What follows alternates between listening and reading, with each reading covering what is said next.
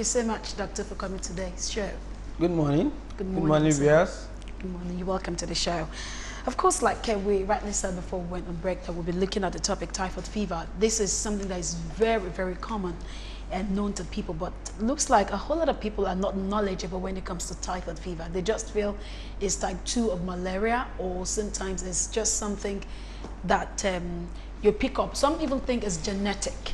But let's have an overview of typhoid fever from the health perspective. Typhoid fever is specifically caused by an organism, a germ that we have identified, we know very well. That is Salmonella typhi. Okay. We know the germ, we know how it affects the person, we know how it's transmitted from one person to the other. There should not be any mystery about it. Salmonella typhi is a specific bacterium that we know very well. And we know that it is passed from one person to the other. Essentially, if you put it colloquially, the person who has typhoid is somebody who has ingested somebody else's feces. Because that's the principal way it is transmitted from one person to the other. The person who has typhoid. How is that possible? Ingesting someone's feces. No, that's really the where it is. Where there's poor sanitation, where there's poor hygiene, you prepare food, you leave it open. Flies that have been onto somebody's feces get onto that food. It's not something that you're going to see. It's just very minute quantities that you're not going to be able to see with the eyes. Of course, if anybody sees feces in his food, they can remove it. But with typhoid, it's just small organisms that we cannot see. But we know that using the microscope and all that, we're able to identify that this is the germ that causes that. That's the way it is transmitted. Somebody has typhoid untreated, somebody has typhoid, he will not have symptoms. That he's not sick. He does not even know he has any illness. If he's not careful about disposing of his feces, if in one way or the other it gets contaminated, it gets into somebody else's food, that person eats the food, the person can also have typhoid fever. So that's the way it is. If I got you correctly, so invariably it's more of a hygiene issue right now, because most times what we hear is when you tell people that you've been diagnosed with typhoid, they'll start asking you what kind of water do you drink, or where have you been eating out? Is it a thing of maybe you should not eat at some places, or what exactly should we be looking at here? It's about hygiene. Okay. If you have typhoid, it means your food got contaminated with feces from somebody. So that is the only way you can actually get typhoid, none other way. That is the way it is transmitted. That's the way you get it. Okay. So yes, you can ask questions about the person's food, about the person's water, about the person's processes of hygiene. Also, if you can ask, yes, where have you been to? Where have you eaten? Obviously, somewhere that was not clean enough. That's just the bottom line. Of course, you eat 3 times a day, and sometimes more than that. You eat in many places, so you are not able to always pinpoint exactly where it was you got the germs from.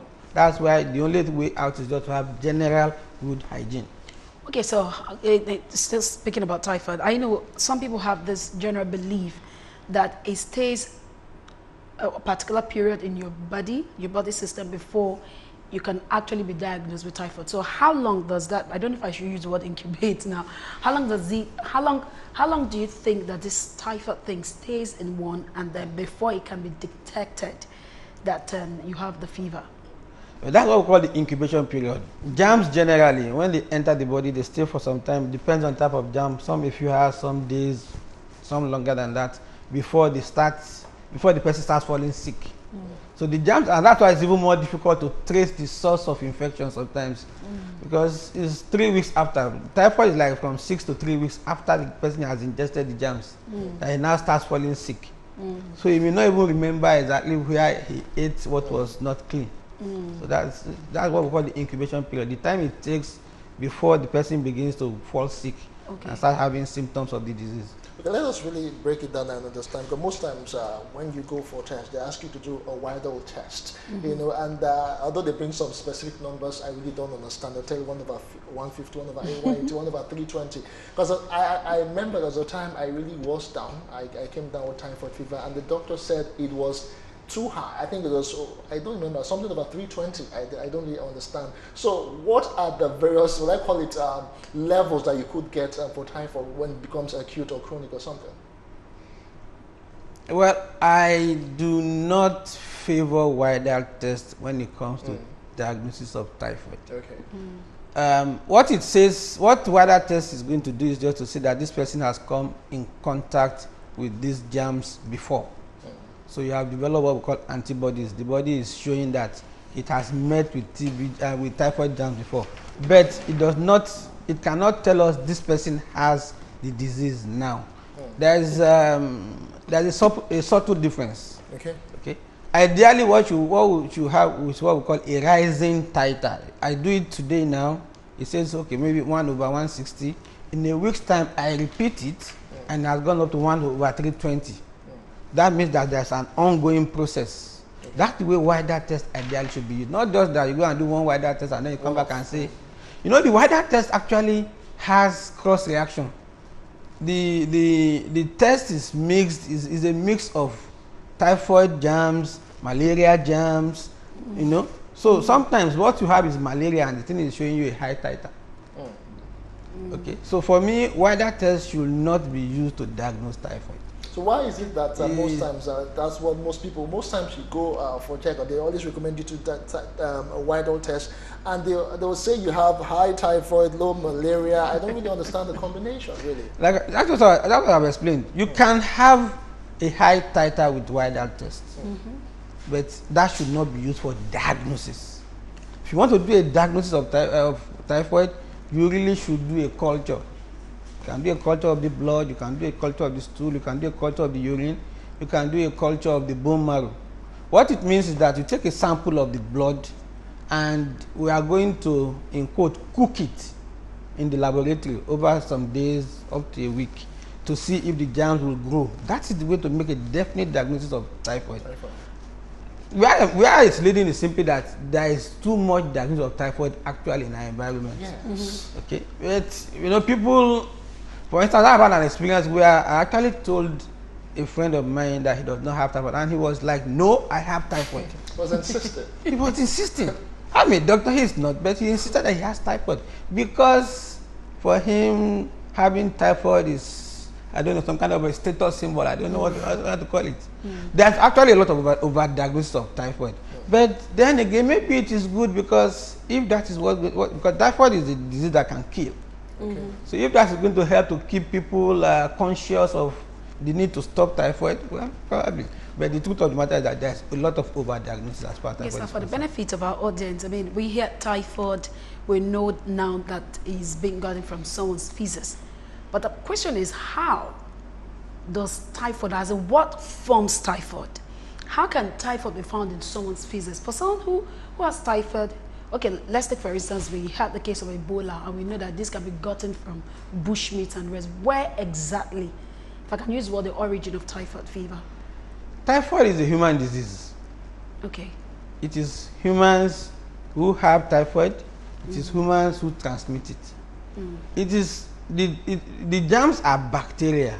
They live in the body and they grow, they multiply, they increase in number. The person that has typhoid, when he passes feces, these germs are in the feces. Okay. Okay? They are germs, the germs are in the feces. If somehow that gets into somebody's food or somebody's water and he ingests it, like I said, the germs are so tiny you cannot see them with your eyes. So you look at the glass of water and it's looking all clean. You drink it. If it happens to contain or to have been contaminated by somebody's feces, you drink that water, the germs in the body begin to multiply. The more they multiply, the more they will now start causing the disease. It is actually their multiplication. Okay, from a few thousands, they can go and become millions and billions. I mean, they multiply rapidly within the body system. So it is that process that now starts getting the person sick. So these 6 weeks, the 6 days to 3 weeks we're talking about, this is what is happening.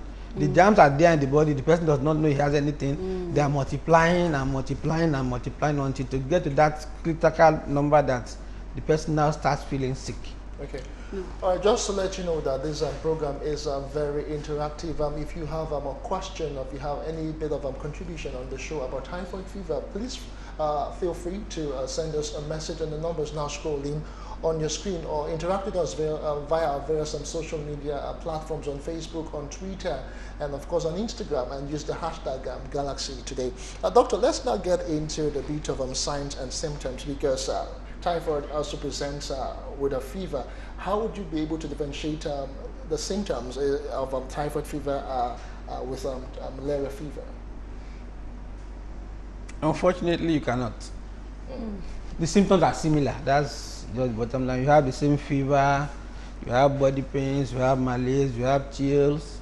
Yes, with typhoid, even abdominal pain. With malaria, you can have abdominal pain.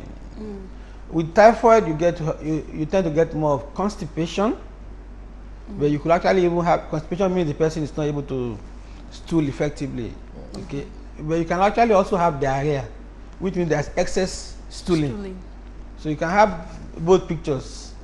So diarrhea also can occur with malaria, for instance. One of the things that is spoken about, I say spoken about because this is Nigeria, where you are not, I mean, we are black, you will not necessarily see these rose-colored rashes that are associated with typhoid. Sometimes they are there, sometimes they are not. So it's not something that we can actually hold on to very much. Okay. So it's actually about suspicion. Yes, with typhoid, it tends to be a bit more insidious, that it rises slowly. The fever starts slowly and then starts getting worse. Malaria is more likely to be more acute. But in terms of the specific symptoms, it's actually difficult to differentiate. Okay, so the best is once you see the symptoms, you go for a test. That's just the best thing. To know what to treat. Like we said, that even for malaria, if you have any fever now, don't just go treat malaria. First do a test to be sure of what it is you are dealing with. Okay. So the best is actually to go for a test. Okay, so how about types? I mean, in mid-90s, we heard about diabetes, and now we're hearing type diabetes, type 1, type 2, and the same goes with hepatitis. Do we have such with typhoid? Yes. Well, when we say Salmonella typhi, for instance, they are always, how do I want to explain it? They are always subspecies. We say Nigerians, for instance, but we know in Nigeria there are Hausas, there are Igbos. All of us are Nigerians, right? But there are Hausas and Igbos. So yes, technically we begin to identify those differences. But the broad differences that we have are actually the Salmonella typhi and then the paratyphi. Okay, paratyphi will cause paratyphoid fever. Okay. Typhi will cause typhoid fever. For the layman, those are probably just technical differences. Okay. The doctor is the one that wants to decide, okay, this is how I handle this is how I handle that. Okay. They will all manifest as fevers. The person knows that he's sick, he has high body temperature, he's having body pains, he's having chills, he's having malaise and all that. Yeah, could there be complications that could arise from having typhoid fever? Because I hear that some people actually faint and pass out sometimes when they have typhoid. Typhoid fever kills 200,000 people every year globally. Whoa. So it's a killer disease. And of course, that usually will be because of the complications. The key one that would like to probably is the most significant one is that the intestine can actually get perforated. Seriously? Okay, so the contents that should pass from the mouth right down the other end are now leaking into the general abdomen. That is serious and usually will need surgery because you have to go in and operate that person to close that hole. Okay. So in that process, if the person happens not to know on time or the diagnosis is not made on time, there is delay. Sometimes it is too late and the person will just. So that's the key complication that we are most bothered about. Okay, that's the intestinal hemorrhage. Intestinal perforation. Okay, well, let's still try to talk more about this stuff, typhoid fever. Now you talked about general cleanliness, and let's look at Lagos now, Lagos State, which is where we are at right now. What is the level of consciousness and sensitization as regards this particular fever? Well, it's an ongoing thing. You can never have enough of it. Sanitation is something that all of us must continue to preach, to explain to people, It's a continuous process. It can never be enough, and you are never ever going to have enough. Okay? But just like we are doing, let people listen and hear and obey. Probably that is the key thing. Some have had this message on sanitation, but because the jams are not jams that you can see, it may be sometimes difficult to actually put into practice. But that is one key thing. October 15th of every year is Global Hand Washing Day.